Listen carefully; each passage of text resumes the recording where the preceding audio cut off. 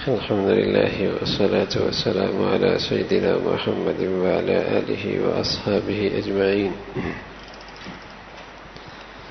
الحمد لله والصلاة والسلام على سيدنا محمد وعلى آله وأصحابه أجمعين. عن أبي هريرة رضي الله تعالى عنه قال: قال رسول الله صلى الله عليه وسلم: إياكم والفحش والتفاحش فإن الله لا يحب الفاحش والمتفاحش، وإياكم والظلم فإنه هو الظلمات يوم القيامة، وإياكم والشح فإنه دعا من قبلكم فسفكوا دماءهم، ودعا من قبلكم فقطعوا أرحامهم، ودعا من قبلكم فاستحلوا محارمهم.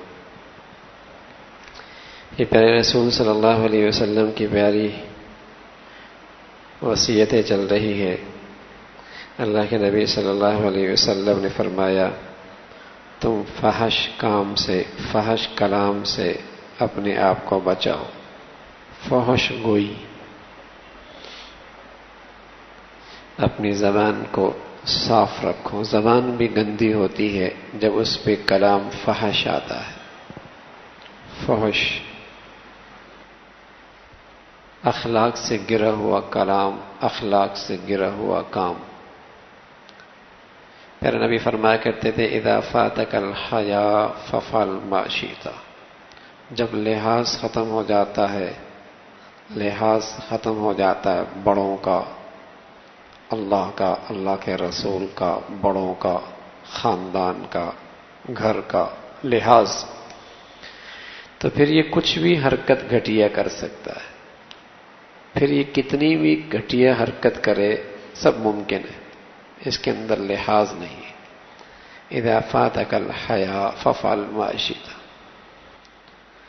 تو جب لحاظ ختم ہوتا ہے تو زبانوں پہ فحش کلام آتا ہے، گندا کلام، گھٹیا کلام. تو پیارے نبی علیہ الصلوۃ والسلام نے فرمایا: اپنے آپ کو اس سے بچاؤ. پتیلے کے اوپر سے وہی چیز نکلتی ہے جو پتیلے کے اندر ہوتی ہے. جب دل گندا ہوتا ہے تو زبان اس کی ترجمان ہوتی ہے. جب یہ دل کا برتن گندا تو زبان سے نکلنے والی چیز بھی گندی ہوا کرتی. یہ زبان اندر کے دل کی ترجمان ہے. اندر کیا ہے یہ اس کی سفیر ہے، خبر دیتی ہے کہ اندر کیا بھرا ہوا ہے. جتنا آدمی اندر سے صاف ستھرا ہوگا اتنی اس کی زبان گالم گلوچ سے، فحش کلام سے محفوظ ہوگی. اور جتنا یہاں سے کچرا بھرا ہوا ہوگا، جب ڈبہ کچرے سے بھر جائے تو اوپر سے بھی گرنے لگتا ہے، اوپر سے بھی گرنے لگتا ہے. جب دل کا برتن گندگیوں سے بھر جائے تو پھر اس کی زبان بھی گندی ہو جائے کرتی. گالم گلوچ، فحش گو. یہ دوست ہے، مزاح بھی کرتا ہے، کوئی ایسا نہیں، دوست ہے اس کا، لیکن زبان پہ فحش کلام، گالی دے کر بلائے گا، گھٹیا مزاح کر کے اسے بلائے گا. فحش کلام، دل گندا ہو گیا. تو جب برتن گندگی سے بھرا ہوا تو اوپر سے پھر گندگی ہی نکلے گی. اور جب دل کا برتن صاف ہوگا تو یہ زبان بھی صاف اور پاکیزہ ہوگی. صاف ستھری زبان، اس میں گالم گلوچ نہیں، فحش بات نہیں، ہاں اخلاق سے گری ہوئی بات زبان پہ نہیں آتی. تو پیارا نبی فرمانے لگے کہ اللہ فاحش کو پسند نہیں کرتا، اور تم ظلم سے بچو. ظلم سے، اس لیے کہ یہ ظلم کل قیامت میں اندھیروں کی شکل میں آئیں گے. یہ سارا ظلم جو دنیا میں کیے جائیں گے، ظلم زبان سے بھی ہوتا ہے، ہاتھ سے بھی ہوتا ہے. زبان سے بھی ہوتا ہے، ہاتھ سے بھی ہوتا ہے، عمل سے بھی ہوتا ہے. ہاں، کہ کسی کی عزت نفس مجروح کر دی، یہ بھی ظلم ہے. کسی کی زمین، کسی کا مال، کسی کو ذلیل کر دیا، یہ سب انداز ہیں ظلم کے. اللہ کے نبی فرمانے لگے اس سے بچو. یہ کل گھاٹیوں میں جہاں تمہیں گزرنا ہوگا یہ اندھیروں کی شکل میں آئے گا. تیسری بات فرمائی وَإِيَّاكُمْ وَالشُّحَّ. شح سے بچو. بخیل، ایک بخیل وہ ہوتا ہے جس کے پاس اپنا مال ہے، خرچ نہیں کرتا، یہ بھی بخیل ہے۔ شح اس سے بڑا بخیل، کیا مطلب؟ جو اس کے پاس نہیں ہے، اس کے دل میں اس کی بھی طمع اور لالچ ہے کہ وہ بھی آ جائے، اپنے پاس تو ہے ہی، ہاں اس پہ تو یہ سانپ بن کے بیٹھا ہی ہے، لیکن جو دوسروں کے پاس ہے اس پر بھی اس نے نظریں گاڑی ہوئی، وہ بھی کسی طریقے سے آ جائے، یہ شح ہے عربی زبان میں، شح کہ دوسروں پر بھی اس کی نظر ہے۔ فرما اس سے بچو، اس لیے کہ اسی بیماری نے، شح نے تم سے پہلی قوموں کو آمادہ کیا کہ وہ آپس میں خون بہائیں۔ یہی وہ چیز ہے جس نے پہلی قوموں کو آمادہ کیا کہ ان کے خاندان بکھر جائیں، رشتے تعلقات ختم ہو جائیں۔ فرمایا یہی چیز ہے جس نے پہلے لوگوں کو اس پہ آمادہ کیا کہ ان کے ہاں دوسروں کی حلال چیزیں کو، ان کی عزتوں کو پامال کریں، عزتوں کو پامال کریں جو کہ حرام ہے، ہاں کسی کی عزت پامال کرنا۔ اسی شح نے حد سے زیادہ طمع، حد سے زیادہ لالچ، ہاں یہی خون بہانے کا ذریعہ بنا، اور یہی ان کے آپس کے توڑ کا ذریعہ بنا، اور یہی چیز ایک دوسروں کی عزتوں کو برباد کرنے کا ذریعہ بنا، شح۔ تو اللہ کے نبی صلی اللہ علیہ وسلم نے اس وصیت میں چند باتوں کا تذکرہ فرمایا ہے، ہاں ان میں سب سے پہلی چیز فحش کلام سے اپنے آپ کو بچائے۔ اللہ کا نبی جو ہوتا ہے اس کی اللہ براہ راست خود تربیت کرتا ہے، تو اس کی زندگی میں کیسے بڑھیا اخلاق اور کیسے بڑھیا آداب ہوں گے، اللہ براہ راست تربیت کرتا ہے، براہ راست ہر چیز کی۔ نبی دنیا میں کوئی استاد نہیں ہوتا، بلکہ براہ راست اللہ خود اس کا مربی ہوتا ہے، خود اس کا مربی ہوتا ہے۔ تو نبی کی جو عادات اور آداب اور اخلاق ہوتے ہیں وہ اللہ کے بتائے ہوئے ہوتے ہیں، اور ہمارا نبی تو سارے نبیوں سے اخلاق میں فائز تھا، انک لعلی خلق عظیم، سب سے اونچے اخلاق پر فائز تھا۔ اور اللہ کریم نے کہا لقد کان لکم فی رسول اللہ اسوہ حسنہ، تمہارے لیے اپنے نبی کی زندگی میں بہت اچھا نمونہ ہے، زندگی کا، اخلاق کا، آداب کا بہت اچھا نمونہ ہے۔ تم اسے اپناؤ گے تو کیا مطلب؟ تم نے وہ اخلاق اپنائے جن اخلاق کے ذریعے اللہ نے اپنی نبی کی خود تربیت کی۔ تم وہ آداب اپناؤ گے، کیا مطلب؟ جن آداب کے ذریعے اللہ نے اپنی نبی کی خود تربیت فرمائی ہے۔ تو بتاؤ اللہ کے یہاں کیا مقام ہوگا؟ اس لیے فرمایا کرتے ہیں کہ جب بندہ با اخلاق ہوا کرتا ہے تو اس کے گناہ ایسے پگھلنا شروع ہو جاتے ہیں جیسے پانی میں برف پگھلنا شروع ہو جاتی ہے۔ جب آدمی کے اخلاق اچھے ہو جائیں تو اس کے گناہ ایسی پگھلنا شروع ہو جاتے ہیں جیسے پانی میں برف پگھلنا شروع ہو جاتی ہے، اور جب آدمی بد اخلاق ہو جائے تو اس کی نیکیاں ایسی خراب ہو جاتی ہیں جیسے شہد کے اندر ایلوا ڈال دیں تو وہ شہد کو بھی کڑوا کر دیتا ہے، ایسی نیک آدمی کی نیکیاں اس کے برے اخلاق سب خراب کر دیتے ہیں۔ نیک آدمی کی ساری نیکیاں، شہد کتنی میٹھی چیز ہے، ایلوا سب خراب کر دیتا ہے۔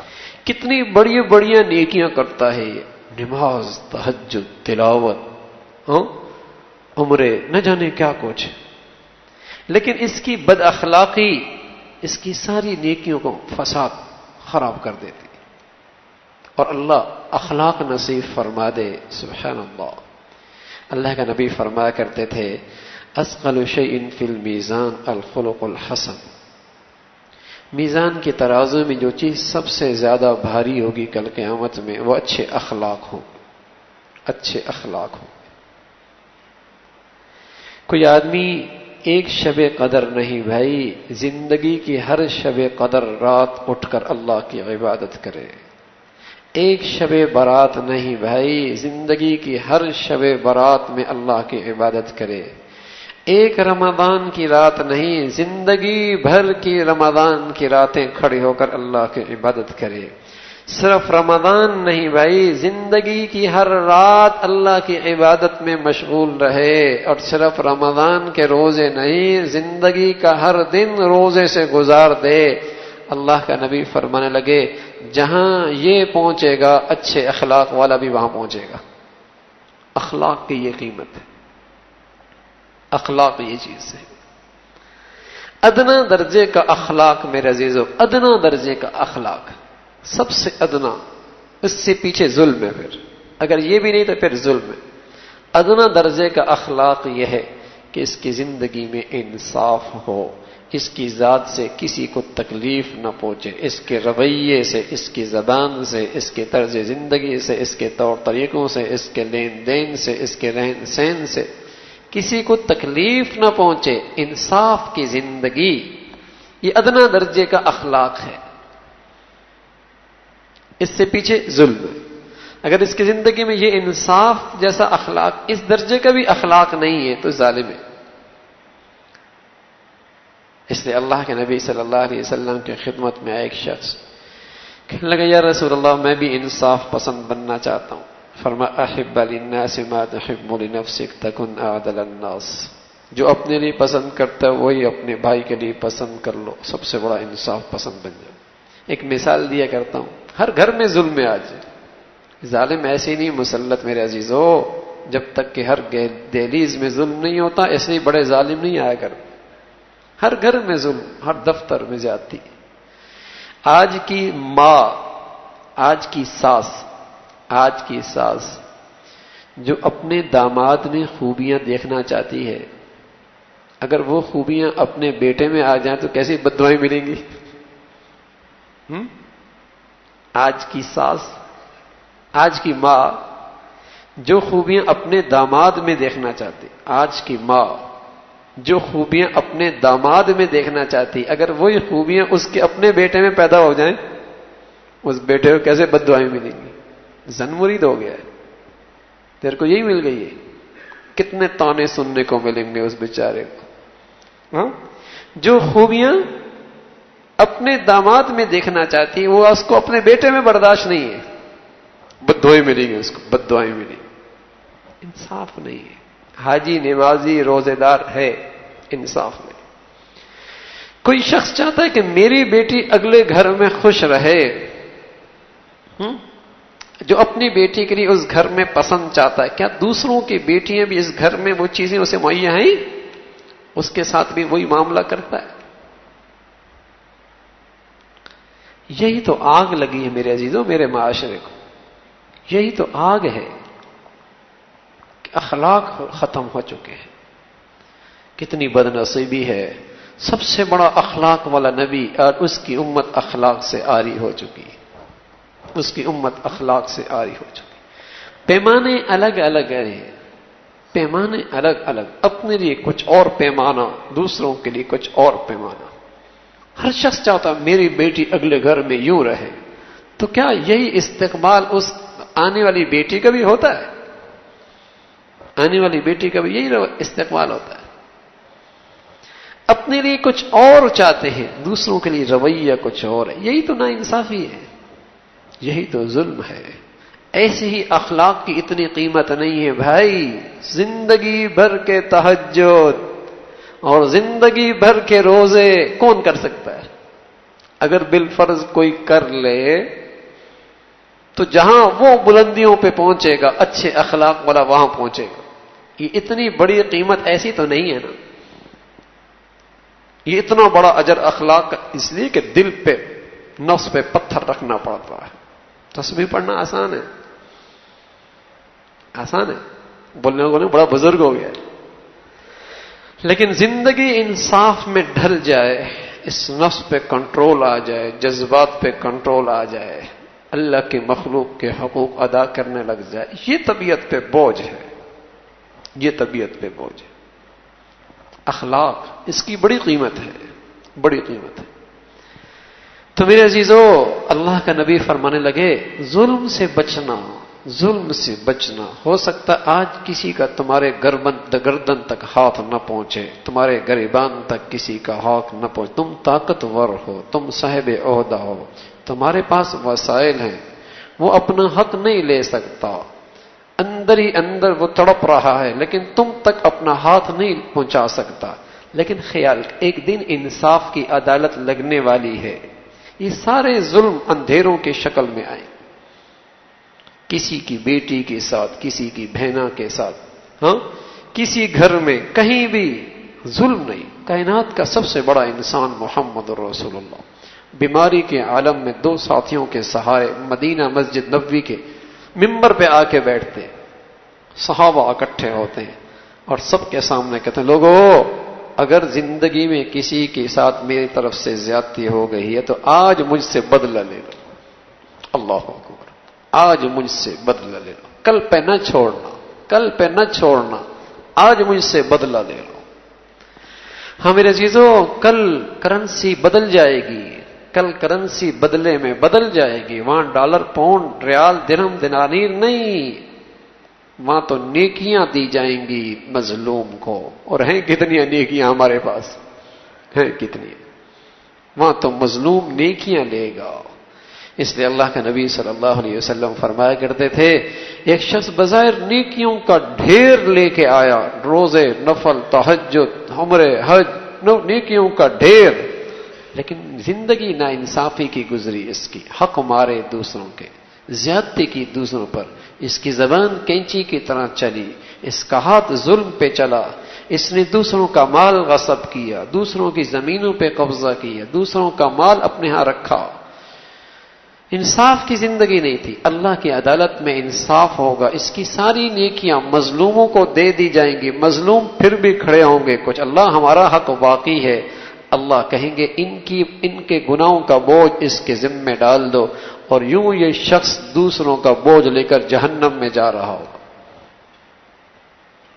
جہنم میں جا رہا۔ تو اخلاق کی بڑی قیمت ہے میرے عزیزو، اخلاق، ہاں، کہ میری ذات سے اللہ کرے کسی کو تکلیف نہ ہو، اگر ہو جائے معافی مانگ لو، درگزر کر لو، زبان پہ ترشروئی نہیں، سخت نہیں، نرمی، محبت کے بول، نرمی کے بول۔ میرا نبی ہمیشہ مہربان، ان اللہ رفیق یحب الرفق، نرم زبان رکھنے والا، نرمی کو پسند کرنے والا، ہاں، نرم زبان، نرمی کو پسند کرنے والا، جس سے بات کرے میٹھی زبان سے، جس سے ملے مسکراتے چہرے کے ساتھ، ہاں، مسکراتے چہرے کے ساتھ۔ اللہ ہمیں اس کا کچھ حصہ نصیب فرما دے بھائی، اللہ عمل کی توفیق نصیب فرمائے۔ الحمدللہ رب العالمین والصلاة والسلام علی سیدنا محمد وعلی آلہ واصحابہ اجمعین۔ اللهم لك الحمد كله ولك الشكر كله، اللهم لك الحمد كله ولك الشكر كله، نستغفر الله نستغفر الله نستغفر الله، سبحان ربك رب العزة عما يصفون وسلام على المرسلين والحمد لله۔